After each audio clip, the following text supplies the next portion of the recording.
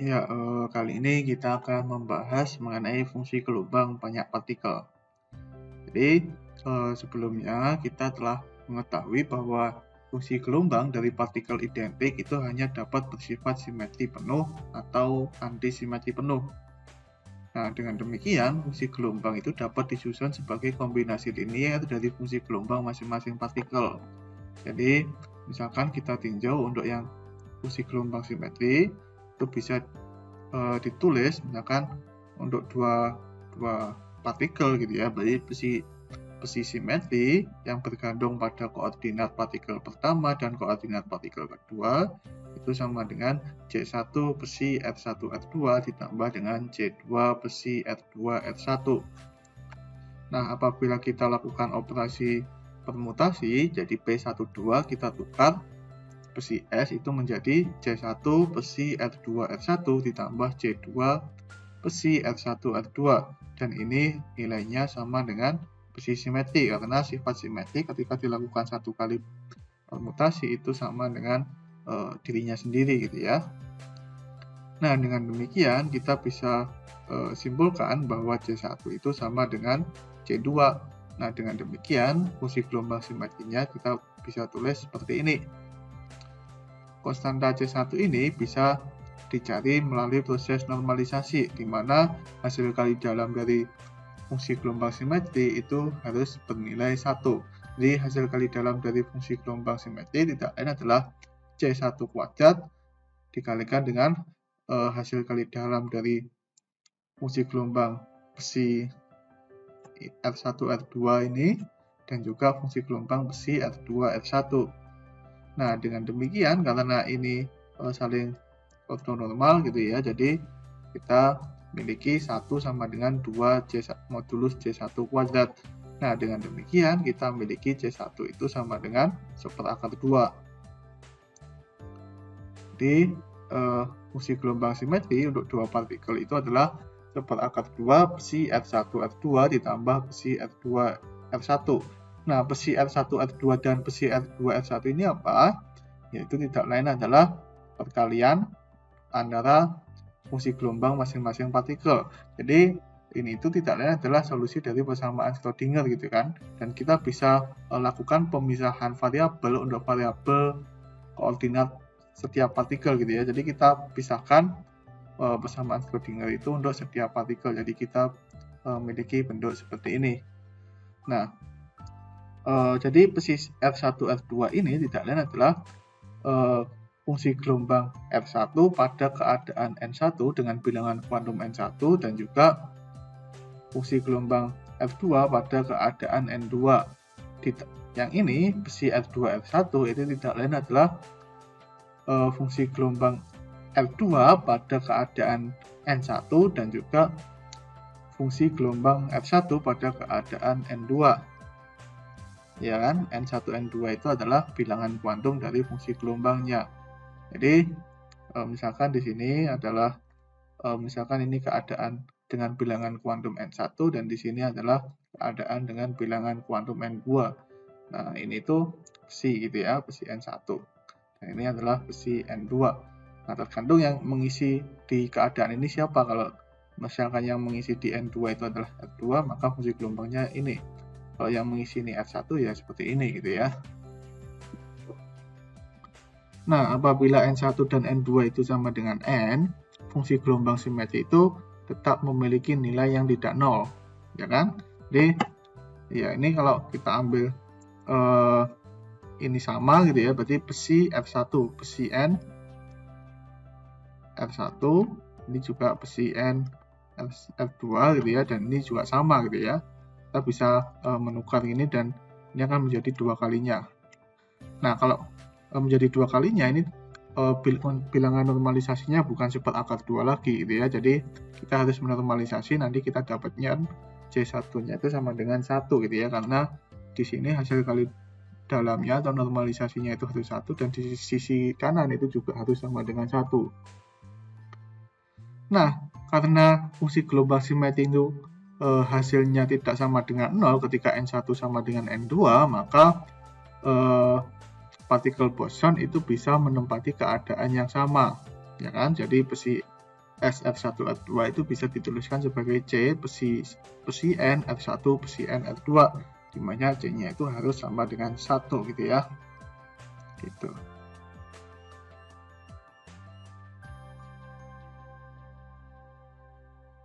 Nah, kemudian kita tinjau untuk fungsi gelombang antisimetrik, kita juga jabarkan dalam kombinasi linear gitu ya. Apabila kita lakukan permutasi, tukarkan dengan tukar partikel 1 dan 2, kita akan dapatkan hubungan seperti ini. Dan ini nilainya sama dengan negatifnya karena sifatnya antisimetrik. Nah, dengan menghubungkan kedua persamaan ini, kita memiliki hubungan bahwa C1 itu sama dengan C2 gitu ya. Kan karena C1 ini minus C2 dan C2 ini minus C1. Nah, dengan demikian kita bisa tuliskan fungsi gelombang antisimetriknya itu sebagai C1 besi R1 R2 minus besi R2 R1. Nah, konstanta C1 ini kita bisa cari melalui proses normalisasi. Jadi, nah, normalisasinya ini hasil kali dalam sama dengan C1 kuadrat hasil kali dalam, ini hasil kali dalam. Dan kita dapatkan C1-nya adalah seperakar 2 gitu ya. Nah, dengan demikian kita bisa memiliki fungsi gelombang antisimetriknya besi A itu adalah seperakar 2 besi R1 R2 minus besi R2 R1. Yang lain adalah seperakar 2 besi N1 R1 besi N2 R2 minus besi N1 R2 besi N2 R1. Nah, jadi kita memiliki untuk fungsi gelombang simetri seperti ini, kita bisa tuliskan dalam bentuk seperti ini ya. Jadi ini seperti 2 faktorial, ini P21, P12, ini tidak lain adalah melakukan pertukaran 2 kali gitu ya. Kita bisa tuliskan seperti ini. Nah, yang ini kita lakukan pertukaran sekali gitu ya. Jadi kan ini fungsi gelombang acuan kita gitu ya. Ini kan nggak ditukar. Terus ini itu sama dengan ini, terus dilakukan pertukaran sekali gitu ya. Jadi ini ditukar 2 kali, ini ditukar sekali. Nah, dengan perumusan seperti ini kita bisa tuliskan untuk fungsi gelombang simetri 2 partikel itu adalah seperakar 2 faktorial jumlahan P besi N1 R1 besi N2 R2. P ini apa? P ini adalah jumlah permutasi yang mungkin. Kalau di sini, kalau misalkan ada 2 partikel, 1 dan 2 gitu ya. Nah, ini permutasinya yang mungkin ya 1, 2 dan 2, 1 gitu ya. Jadi hanya ada 2 gitu. Maksudnya itu partikel pertama berada di daerah pertama, ini partikel kedua di daerah kedua. Yang ini partikel kedua di daerah pertama dan partikel pertama di daerah kedua gitu ya. Jangan 1, 2 dan 2, 1. Ini kita bisa tuliskan 1, 2, 1, 2 gitu ya. Yang ini 1, 2, 2, 1. Jadi urutan ke-1 itu diisi partikel kedua dan urutan kedua itu diisi partikel pertama.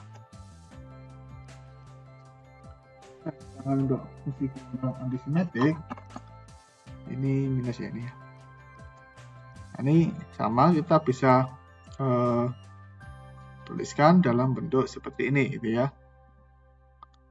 Jadi yang ini sama seperti tadi, yang ini juga ditukar 1 kali gitu ya. Nah, karena beda dengan yang simetri, yang antisimetri ini kan tandanya negatif tuh. Jadi kita bisa tuliskan fungsi gelombang antisimetri itu dalam bentuk determinan. Jadi besi A itu adalah seperakar 2 faktorial determinan dari besi N1 R1, besi N1 R2, besi N2 R1, besi N2 R2. Jadi ini dikurangi ini gitu ya, kita mendapatkan bentuk yang sama seperti yang ini.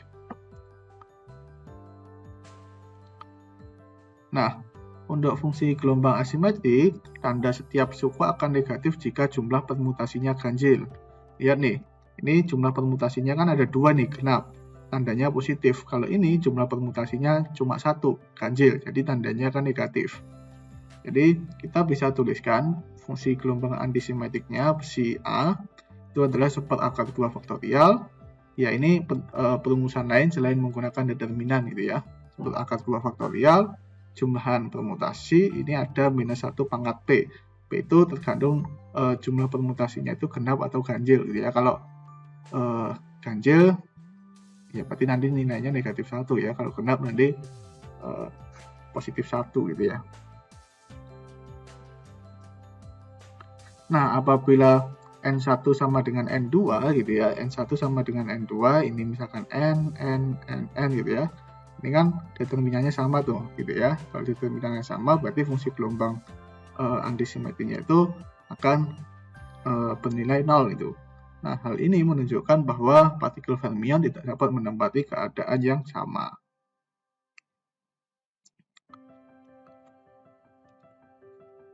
Selanjutnya untuk 3 partikel, ya untuk 3 partikel fungsi gelombangnya itu ya kombinasi linear dari fungsi gelombang masing-masing partikel seperti sebelumnya. Nah, bedanya kalau yang 2 partikel itu hanya ada 2 kombinasi. Nah, kalau di sini untuk 3 partikel itu ada 6 cara kombinasi menukar 3 tempat partikel ini gitu ya. Nah, sekarang kita ingin mencari semua koefisien C1 sampai C6 ini.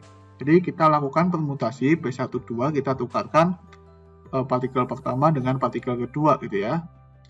Itu kalau fungsi gelombang simetri, penukaran 1 dan 2 itu akan sama gitu ya. Jadi hasilnya itu akan sama dengan besi S, F1, F2, F3 gitu ya. Nah, hasil permutasinya menukarkan partikel pertama dengan partikel kedua itu seperti ini. Jadi ini ditukar, yang ini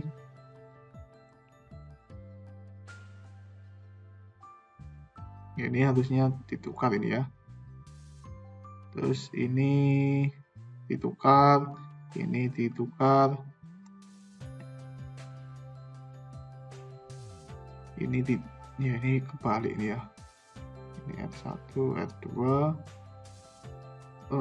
enggak. Ini F1, F2, yang mana tadi yang ini juga F1, F2 gitu ya. Jadi ini ditukar. Nah, dengan mencocokkan keduanya, yang atas sama yang bawah, kita akan dapatkan C1 itu sama dengan C4 gitu ya. Lihat nih, C gelombangnya kan sama nih. Terus ada lagi, C3 ini akan sama dengan C2 gitu ya.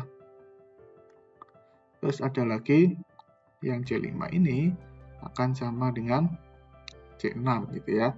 Nah, tadi kita mereduksi. Nah, jadi kita memiliki bentuk reduksi. Jadi kita memiliki tiga konstanta yang perlu kita cari. Nah, untuk melakukannya kita perlu reduksi lagi. Kita lakukan pertukaran partikel pertama dengan partikel ketiga. Jadi kita tukar posisi ini ya. Dan kalau fungsi gelombang simetri, kalau kita lakukan kita tukarkan partikel pertama dan ketiga, itu akan menjadi sama dengan fungsi gelombang awalnya. Jadi kalau kita tukarkan, ini kita tukar, yang ini kita tukar, yang ini kita tukar, yang ini kita tukar, ini kita tukar, dan ini kita tukar, sehingga kita akan dapatkan bentuk seperti ini. Yang ini harus sama dengan fungsi gelombang awalnya. Nah, kalau kita cocokkan di sini, yang pertama ini sama dengan yang di sini gitu ya. Berarti C1 itu sama dengan C5. Ini. Kemudian yang di sini C2 ini sama dengan C5 itu ya. Berarti kalau C2 sama dengan C5, C2-nya pasti sama dengan C1 karena C5-nya sama dengan C1. Nah, dengan demikian kita bisa tuliskan fungsi gelombang simetrinya menjadi C1 dikalikan semua kemungkinan posisi partikel pada fungsi gelombang pada keadaan tersebut gitu ya. Nah, konstanta C1 ini kita bisa dapatkan melalui normalisasi, di mana di kedua sisi itu harus ortonormal gitu ya. Jadi kalau ini 1 dan setiap fungsi gelombang ini adalah fungsi gelombang yang ortonormal, maka kita bisa dapatkan 1 itu harus sama dengan 6 dari modulus kuadrat dari C1. Nah, dengan demikian C1-nya itu adalah seperakar 6, dan kita dapatkan fungsi gelombang simetrinya itu seperti ini. Nah, sekarang kita tinjau untuk fungsi gelombang antisimetrik. Jadi kita memiliki bentuk kombinasi linier untuk fungsi gelombang asimetrik seperti ini. Nah, untuk mereduksi ke-6 koefisien ini menjadi 3 gitu ya, kita lakukan permutasi gitu ya. Kita tukarkan partikel pertama dengan partikel kedua. Nah, ketika kita lakukan permutasi ganjil, fungsi gelombangnya itu akan menjadi negatifnya gitu ya. Nah, dengan demikian kita akan dapatkan bentuk seperti ini. Ini hasil permutasinya, kita tukarkan ini dengan ini dengan ini dengan ini gitu ya. Ini dengan ini dengan ini, dan ini dengan ini gitu ya. Lihat 3 ini ya. Nah, dan ini hasilnya itu harus sama dengan negatifnya. Dengan menyamakan kedua persamaan ini, kita bisa dapatkan C4 ini sama dengan minus C1. Kemudian C3 yang ada di sini kita akan dapatkan sama dengan minus C2. Dan juga C5 yang ada di sini itu akan sama dengan minus dari C6. Dengan demikian. Nah, jadi kita memiliki bentuk yang telah direduksi seperti ini. Nah, untuk mereduksinya lagi, kita ingin mencari menjadikan satu koefisien aja, kita lakukan permutasi lagi. Kita lakukan permutasi partikel pertama dengan partikel ketiga, dan kita akan dapatkan hasilnya itu harus sama dengan negatif dari fungsi gelombang awalnya ini.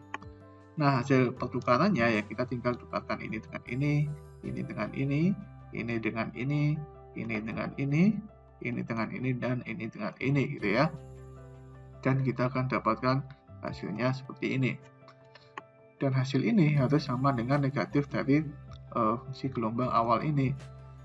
Nah, dengan menghubungkan kedua persamaan ini, kita akan dapatkan hubungan seperti ini. C5 sama dengan C1, C5 sama dengan C1. Ini sama dengan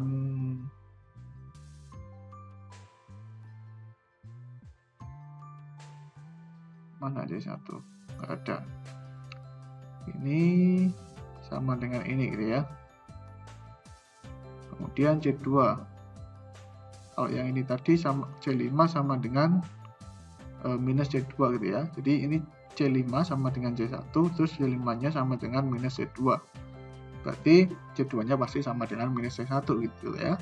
Kita buktikan ini C2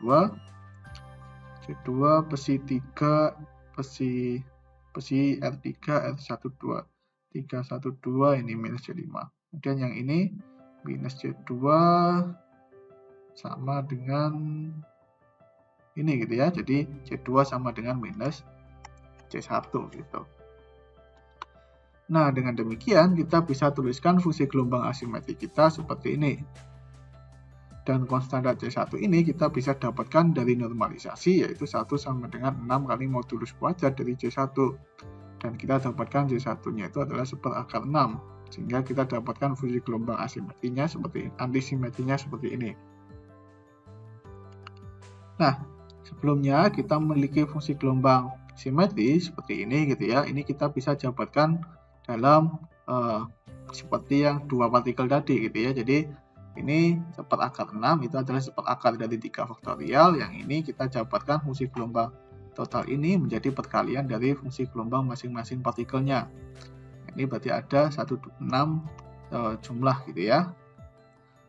Nah, kita bisa melihat di sini bahwa yang ini misalkan ini identitas gitu ya. Identitas dikalikan fungsi gelombang yang ini. Kemudian yang ini itu tidak lain adalah pertukaran partikel kedua dengan partikel ketiga gitu ya, dari ini. Jadi ini tidak lain, yang suku kedua ini tidak lain adalah B23 dikalikan dengan ini, dioperasikan kepada fungsi gelombang yang ini. Kemudian yang ini itu adalah pertukaran partikel pertama dan partikel kedua dari fungsi gelombang yang pertama.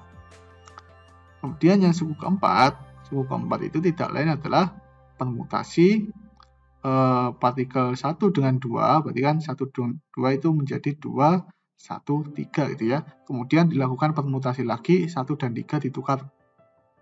Jadi 1 dan 3 ini ditukar, jadi ini menjadi 2, 3, 1 gitu ya. Kemudian yang di sini yang kelima itu pertukaran 1 dan 3. 1 dan 3 berarti ini ditukar ke sini, berarti ini 3, ini 1, ini tetap 2. Kemudian dilakukan pertukaran lagi 2 dengan 3. Oh, ya ini.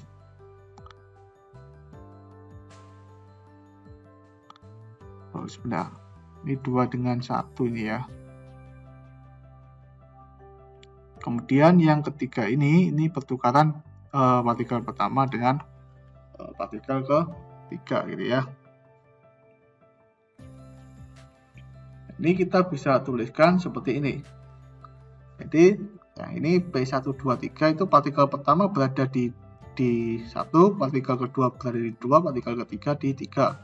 Kemudian yang ini P132 berarti satunya tetap, 3 dan 2-nya ditukar gitu ya.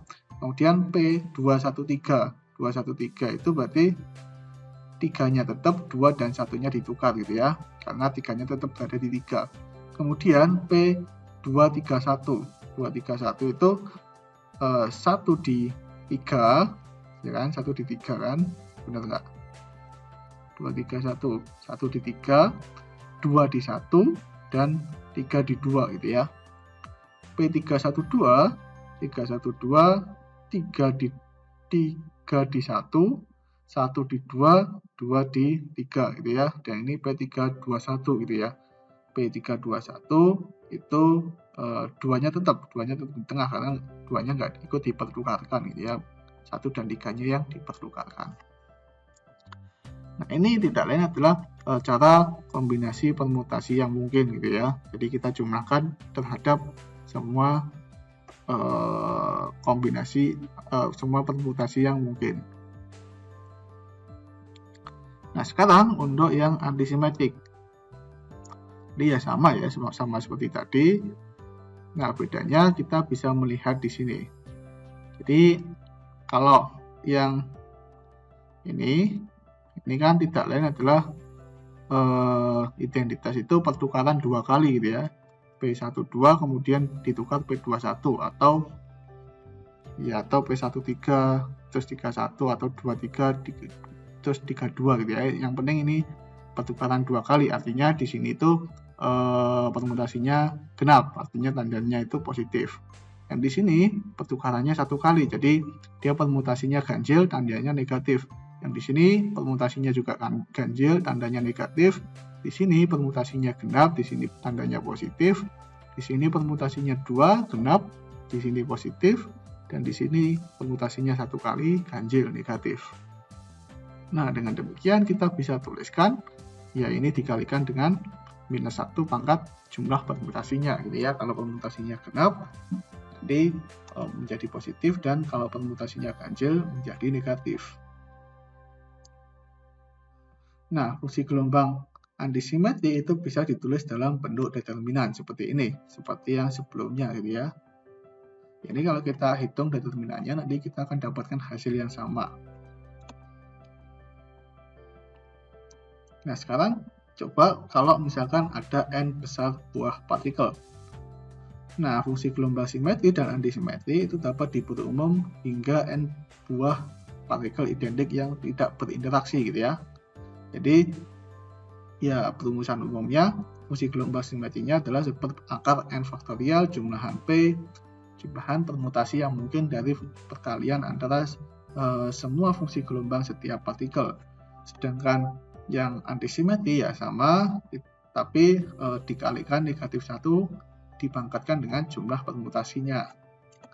Atau kita bisa tuliskan dalam bentuk determinan. Nah, fungsi gelombang antisimetri, ini antisimetri ya, bukan asimetri, ini keliru, antisimetri. Dapat dinyatakan dalam determinan matriks n kali n, yang masing-masing sukunya menunjukkan keadaan partikel. Matriks ini disebut sebagai matriks Slater. Nah, perumusan di atas itu hanya berlaku jika N1, N2, N3, sampai Nn itu berbeda satu sama lain. Nah, misalkan apabila semua gelombang itu berada pada keadaan yang sama, N1 sama dengan N2, sama dengan, dan seterusnya sampai Nn sama dengan N, maka fungsi gelombang simetrinya itu ya kita tinggal kalikan gitu ya. Nah, jadi kita harus menghitung ulang konstanta normalisasinya. Tapi kalau semuanya itu berada pada keadaan yang sama, dilihat nih, misalkan di sini ada 3 bola, ada 5 bola yang identik berada di satu daerah yang sama. Ya berarti ya kita nggak bisa menukarkan kemana-mana gitu ya. Meskipun kita tukar bola keempat dengan bola ketiga, tapi karena bolanya itu identik ya, kita akan mendapatkan bentuk yang sama, konfigurasi yang sama. Nah, sedangkan kalau misalkan di sini ada 3 bola, terus ada 2 bola gitu ya. Nah, ini kalau kita tukarkan itu udah beda gitu ya. Jadi beda seperti kalau yang semuanya berada pada keadaan yang sama. Jadi hanya ada satu cara penyusunan gitu ya. Kalau cuma ada satu cara penyusunan, maka konstanta normalisasinya itu harus sama dengan 1 gitu ya, karena di sini ortonormal, maka di kanan juga harus ortonormal gitu ya.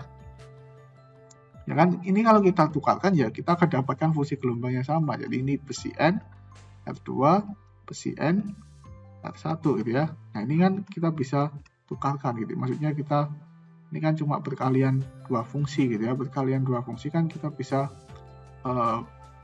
kita bisa lakukan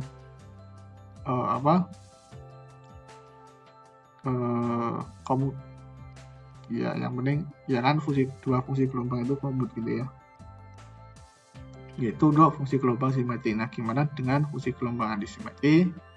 Ini kita akan bahas di video selanjutnya mengenai prinsip larangan Pauli.